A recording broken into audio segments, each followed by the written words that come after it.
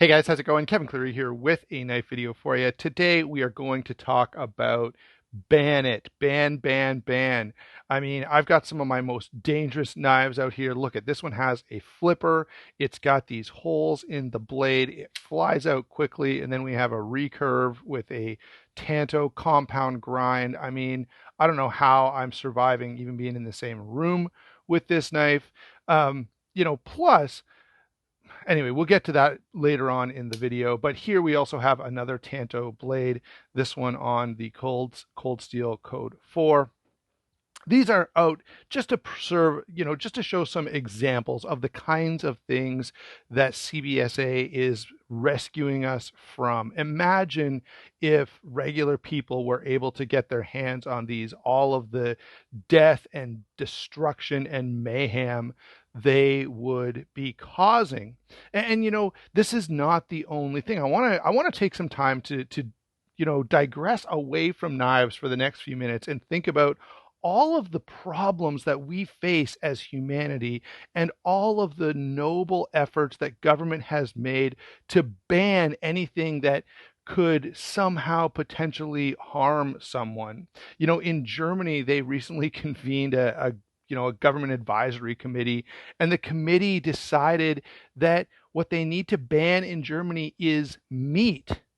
All right. Now, here we have a country famous for, bratwurst and all of this. They're going to ban meat. The point, though, is, and in fact, actually, their target is broader than that. They really don't like agriculture because, agriculture, grows all this stuff. Okay, look, I'm not even going to try you know, somehow, especially in Europe recently, the farmers have become the bad guy, and they need to. I don't know how they're planning to feed themselves without farmers, but nonetheless, banning meat is the next big thing. Remember there was the farmers protesting in the Netherlands over some of the restrictions they want to place on them. And of course, here in Canada, the idiot in charge of us wants to ban some of the same nitrogen producing fertilizers. And so, you know, it's hard not to attribute this to true wickedness. But of course, the old saying is, don't attribute to malice that which can be explained by incompetence. It's hard to imagine which one it is in this case. But the list goes on, guys. The list goes on. In New York City, they want to ban gas ovens. I mean, imagine if everyone was cooking with natural gas, the death and destruction that would ensue. We have already largely, although there's no specific law, which is problematic. The problem here is that so many people have complied, even though there isn't a law. A stupid video with a turtle caused us to all turn against plastic straws, which was so grossly inflated that it was truly sad. And this one, I have to say, guys, really, really gets to me. I just refuse to use plastic straws. And every single time I go into a restaurant that has them, I specifically say, you really need to go back to plastic because this is useless. Right. Sometimes I get some sideways looks, whatever. I don't care. Anyone who thinks paper straws is a good idea if you don't like me, that's good. Right. Because if someone who thinks paper straws are good is mad at me, that means I'm doing something right, frankly. In the stupidest decision of all time, businesses have turned away to use the most useless product, a paper straw. When I was a little kid, I tried to make stuff out of paper and I realized that when it got wet, it got ruined. And I could figure that out at like 6 years old, but apparently there's all these grown adults who don't know this. Sorry, guys, I'm a little hot about that one, but moving on. Okay. Look, when I was a kid, I remember we all had to stop using paper bags for the environment. They were killing all these trees to make the paper bags, and that just wasn't good. So we needed to switch to plastic, which didn't use any trees. And now what we have to do 25 years later is switch to paper bags for the environment. Uh, Again, it's absolutely asinine. Now I've got some other examples, but this video is going to have especially high production value. So I want to actually go and look in person at some of the things that I want to cover in the next couple of minutes. So bear with me as I do some terrible editing and take you on location to some of the many things that are killing us and really need to be banned. All right, guys, this is a small backyard swimming pool available for a few $100 at Walmart. Do you know that drowning kills 400 Canadians per year? How the average person is just allowed to go into Walmart and buy this is absolutely beyond me. 400 people a year could be saved if I just simply took one of the knives you saw a few minutes ago, stabbed a hole in this pool, and I'm sure my neighbors would thank me for going into all their backyards and destroying all the pools because of the great risk to the health and well-being, not only of the people who live there, but to all their neighbors and friends and family members and animals that might pass through the yard and all of these things. As you can see, this is a bike. It's a girl's bike, which doesn't make it any less dangerous. Biking, we do enforce helmet laws, but nonetheless, biking still kills 75 Canadians per year. I mean, clearly this thing is a death trap. There's no seat belts, there's no signal lights, there's no automatic braking or lane correction software on this thing. Not to mention, you got all these little hooligans who ride these on the sidewalks instead of in the bike lanes. By the way, the bike lanes, some of you may not know this, but those lines painted on the road, they are clearly the safest thing that we could do and provide an impenetrable wall of protection from the giant 2,000-pound cars flying by at 50 kilometers per hour. But again, how bikes have not been banned is truly a mystery to me. The other thing we have here is a car. Well, this happens to be a pickup truck, but pickup trucks are deadly. Cars, in fact, in general, are deadly. 1,700 people a year die in car crashes. And here's something even worse. 8,000 people are seriously injured. Clearly, these things need to be banned, not to mention the horrible, horrible impact that driving around burning gasoline has on the environment. And so, again, how we're allowed to have cars and still be able to get around and do the things we need to do, why these have not been banned just shows how backward and ridiculous our society truly is. All right, guys. So I didn't think it was fair to talk about the danger and damage of human interference without talking about lakes. We already covered that lakes and drowning kill about 400 Canadians per year. And really, they ought to be banned. You can look all the way up and down this shore. There's not a fence in sight. Anyone could simply walk in here. All they need to do is take one misstep, hit their head on one of these rocks, fall into that little bit of water, and boom, toast. Not to mention the flash storms that could pop up at any second. We've got boaters out there. We've got this dock. Now, some people may look at this and go, wow, it looks beautiful and peaceful and all of this. I just see a gross intrusion into a beautiful natural habitat. Think of all the fish that can't live here now because someone put this giant dock and this pile of rocks over here, not to mention this boat that's going to come down, probably hit a fish on the head, and who knows what could happen to it. Again, the fact that we're just casually using these beautiful bodies of water and killing all of these people is such a travesty. So far in this video, we have talked about a number of things that cause death and serious bodily injury to people. We could list many, many more, but we haven't even touched on some of the major contributors. And I really want to get to some of those. And so, let's consider motorcycles. I don't have a motorcycle that I can put in front of the camera here, and I'm not going to stand out by the road until one passes. But nonetheless, motorcycles kill 200 people per year, right? That's not as many as drowning, but still, it's pretty bad. Now, when we turn our attention to truly dangerous things like illegal drugs, drugs kill 7,300 people per year in Canada. Clearly, we should legalize drugs, right? You know, and and consider, if drugs, which only accidentally kill people, end up killing 7,000 people per year, how much death and destruction is caused by guns and knives, which are by some, and certainly in some circles, considered weapons? All right, now, drugs are not even the worst thing. What about alcohol?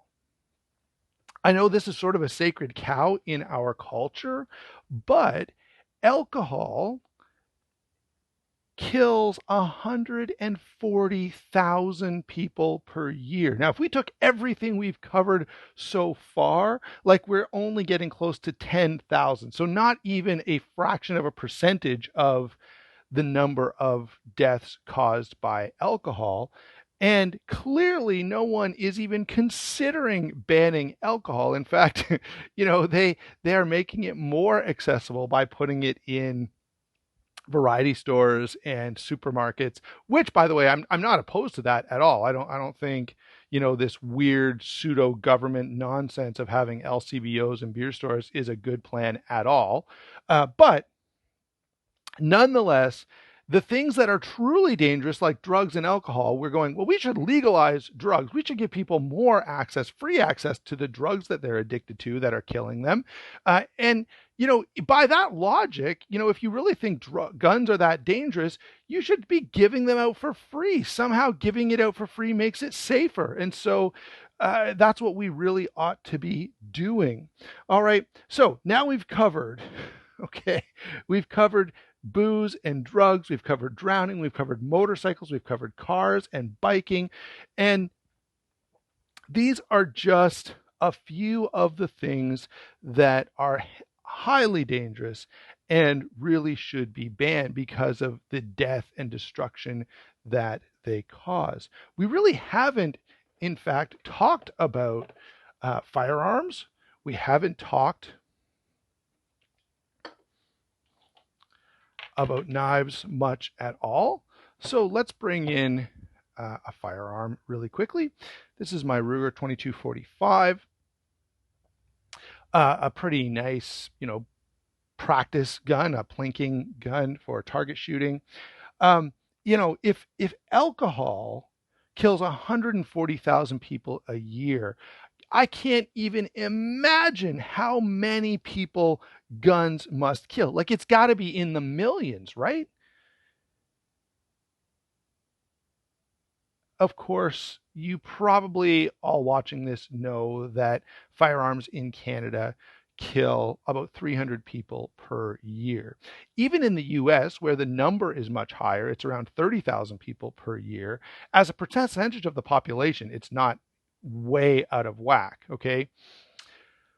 But again, notice that firearms, even in the US, don't kill nearly as many people as alcohol, okay? And certainly in the US, don't kill nearly as many people as illegal drugs do. Further, there's a bigger discussion here to be had because firearms in the US actually stop between somewhere around 300,000 crimes, somewhere around 300,000 violent acts per year, some of which would have resulted in death or bodily harm.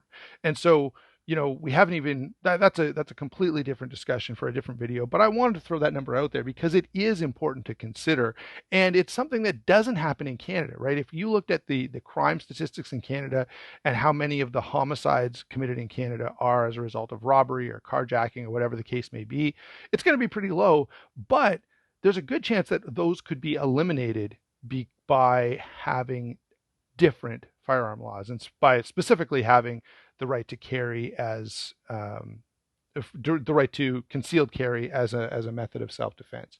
Anyway, let's get the firearms out of the way, and we'll come full circle back to the knives that we started this whole discussion with. All right, I've got a couple of other knives in addition to the ones we were looking at. Here's a Para II, Manix II lockback. Again, we'll have the bag knives. I think it's the Astio. What is it? Anyway, it doesn't matter. But we'll pull in a few folding knives. And, you know, knives, like guns, can be considered weapons. They must again account for millions of deaths. When you consider there are about 20 knives in every kitchen, and there are about 15 million kitchens in Canada, right? That's houses and apartments. All right, that's a ridiculous number of knives, right? If every knife only killed one person, you know, we're talking about the population of Canada being gone in a matter of months. Right? This is clearly an emergency situation. And this is made worse by the fact that some of those knives can fold and open, making them doubly dangerous, right? That is, some of the knives in Canada, you can close them and reopen them. And somehow that makes them exceptionally more dangerous than any other knives. Okay? And so here are all these folding knives. Like, I don't know how I'm not dead just sitting in the same room as these knives. Now, I do have a couple of fixed blades here as well. And since we're talking about how deadly the ability to fold somehow makes a knife, I want you guys to do me a favor. If you're watching this at home, go get yourself, you know, a little stopwatch. You probably have one on the very phone you're watching this on. I know you're going to have a hard time pausing the video and then getting the stopwatch open and then playing it while you use the, yeah, that might be too hard. Maybe get a wristwatch. All right. But what I want to do is have you time the difference between a fixed blade and a folder and how quickly each can be deployed and used. And therefore, we'll be able to see how much more dangerous a folding knife is. All right, so since I can't hear you, I'd love to have you shout go at the screen, but that won't work. I can't hear you, so I'm going to say go for myself, and I'm going to pick up one of these knives and open it. Okay, ready, set, go. Okay, there's the Para II open and ready to use for, you know, opening a package or whatever else I might need it for. All right, now let's do the exact same thing, but this time with the fixed blade. Ready, set, go. It's amazing how fast these constant locks that we get on a fixed blade knife actually are. You know, ready, set, go. Again, I'm ready to use this. I'm ready to cut something, or worse yet, someone, maybe even myself. Okay. I think you get the point, guys. The fact that we have any laws at all about folding knives, whether they be out the front automatics or out the side automatics, whether they be assisted or unassisted, whether it has a flipper or a thumb stud or an opening hole, it doesn't matter. None of these are going to be as effective as of a weapon as a fixed blade. And so if you're worried about this, it's absolutely stupid. Now, I'm scared to even say this because I know the next move, and in fact, they're already doing this in England. The next move is to ban fixed blades, and I don't know what we're going to do to prepare food. Like, it's just going to be ridiculous. Nonetheless, that does bring us to the other major point here about knives. You know, yes, knives do kill some people. I should say some people kill others using knives. Okay. By the way, that's true of every single thing on the list. I purposely haven't been saying that, but people kill themselves. People kill other people. No inanimate object can do anything. It has to have a human operator. Okay. Furthermore, the knife deaths that do take place in Canada, the knife crimes that do take place in Canada, are nearly 100% committed with kitchen knives, which we haven't even looked at and aren't even on the list because everyone just thinks of it as a kitchen tool, which is not the least bit dangerous. And here, all of these knives, it's much like the AR-15 in the US. Like the AR-15 is rarely ever used in crime in the US. And in Canada here, they're banned by name, right? Imagine banning a gun by the name of it rather than by the way it works. And again, it's just absolutely ridiculous the way that the government approaches these problems. And what it drives at ultimately is that governments are not in the least bit interested in helping their citizens. That's true everywhere. Like you could do a long, hard look at this and look at all the government decisions that have been made over time. And the fact is that government decisions are nearly always made to empower themselves and to make money for their contributors. It has nothing to do with the benefit of any of the citizens. Governments don't care in the least about their citizens, right? If they could find a way to make money without them, they 100% would. The only reason they care about them is because they generate tax revenue. All right, for government officials, it's just a way to make a lot of money, and a lot of money they do make.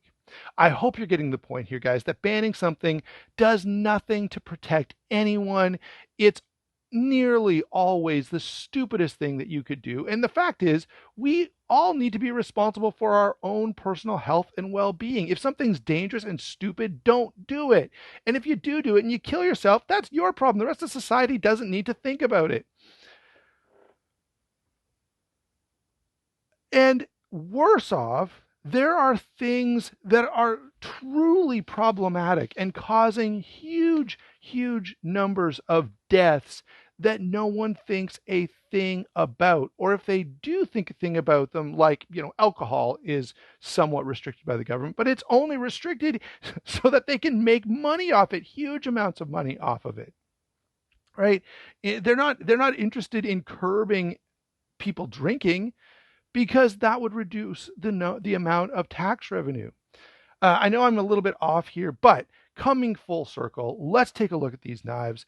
The knives like these that knife enthusiasts are carrying and using are not the problem. In fact, knives in Canada are just not a problem.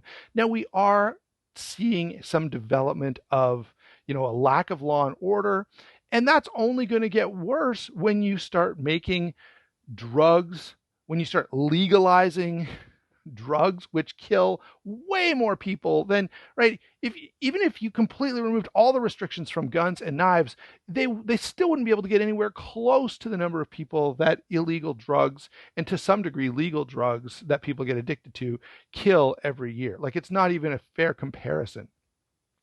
All right. And so it makes absolutely no sense to ban something, especially folding knives of any kind, because you're not impacting public safety at all. And I'm not sure that they're interested in doing that anyway. I really sincerely doubt that anyone cares. All right, guys, thanks a lot for watching.